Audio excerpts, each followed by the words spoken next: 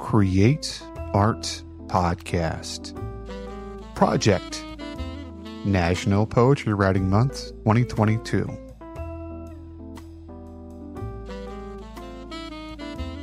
Hello, friends. This is Timothy Chemo Bryan, your head instigator for Create Art Podcast, where I use my 20 plus years of experience in the arts and education to help you tame your inner critic and create more than you consume. This month is National Poetry Writing Month, and this is the third year in a row that I am going to be doing NaPoWriMo, as it's known. Now, what's this all about? Well, it's actually something that started up a long time ago, about 2003. And it was done by Maureen Thorson. She's a poet that was living in Washington, D.C., and it was inspired by National Novel Writing Month. And what she did is she posted her poems on her blog, and other people started, writing poems in April and hosting them on their own blog. Now, Maureen linked to them, and after a few years, there's so many people doing NaPoWriMo that Maureen decided to launch an independent website for the project. Now, as far as me, I've started writing poetry back in 1988 when I was exposed to T.S. Eliot in my honors English class in high school.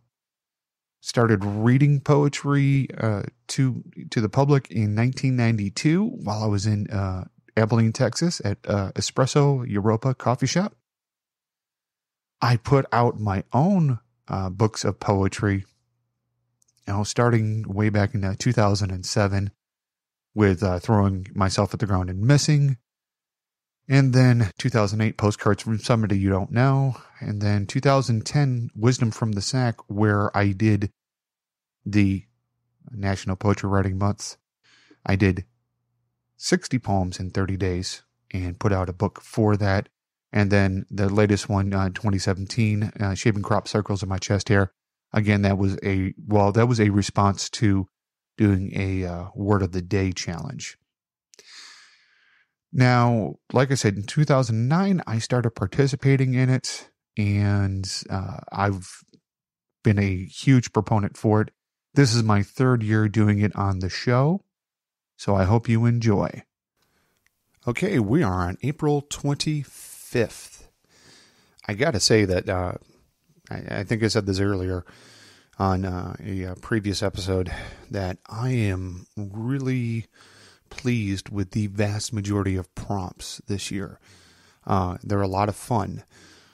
So hopefully that fun is getting across to you, and here we go. So today's prompt is based on the Aisling. That's spelled Aisling. That's a poetic form developed in Ireland. An Aisling recounts a dream or a vision featuring a woman who represents the land or country on or in the poet lives, and who speaks to the poet about it. Today, the challenge is to write a poem that recounts a dream or a vision, and in which a woman appears who represents or affects the area in which you live. Perhaps she will be the Madonna of the traffic lights, or the mysterious spirit of bus stops, or maybe you'll be addressed by the lost lady of Stony Coves. Whatever your dream visitor takes, happy writing. So this one is called The Call of Victory, and it's dedicated to winged victory. I was a wanderer for so many years. Hearing a call from so far away, I wanted to find the origin of the voice, but in no state could I find it. I moved from place to place. I moved from person to person.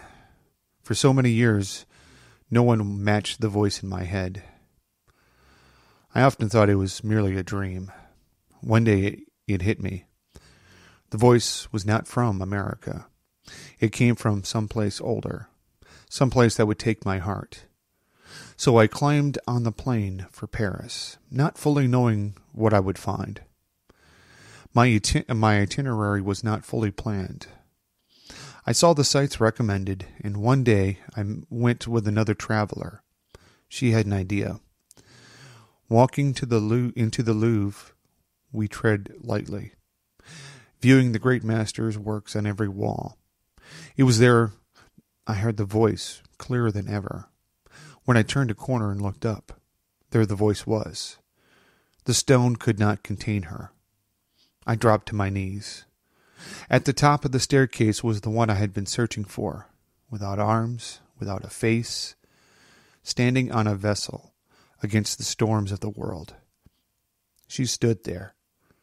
I had completed the journey to find the voice, and to find my ancestral home. The ancients that came before and landed me in the residence that I rented had come full circle. The journey was done, and the temptation to never leave permeated. But the voice changed that night when I slept in a rented bed. The voice changed from someone unknown, someone mysterious, to the voice of a friend, and so that journey started on the very next day.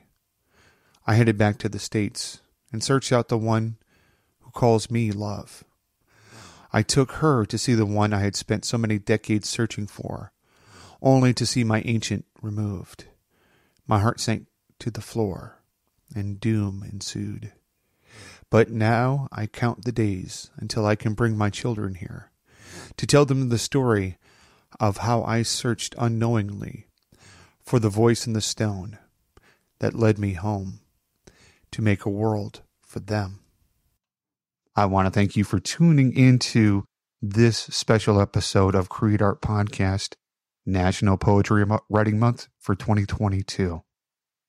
I look forward to seeing the comments that you can put on the website and let me know what you think of the poetry. And I want to know if you're writing poetry. Drop me a few lines. Let me take a look at it.